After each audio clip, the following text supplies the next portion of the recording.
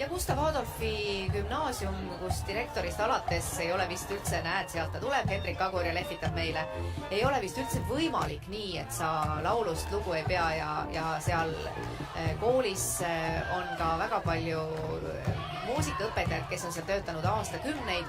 Tore on see, et peale koorilaulu tegelevad nad Gustav Adolfi gümnaasiumis ka veidi moodsama muusikaga ja lavastavad ka oopereid. Aga see valge pill on susafon, Kilumets. Nüüd sa oled selle ära näinud.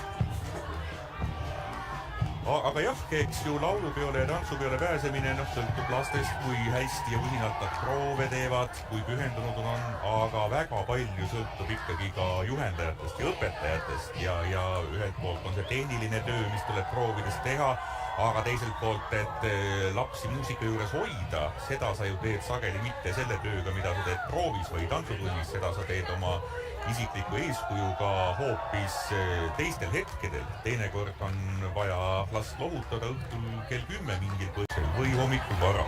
Ja siis, kui sa oled nende jaoks usaldusväärne inimene, laste jaoks võrdväärne partner, siis tuleb ka tants ja laul hoopis parem.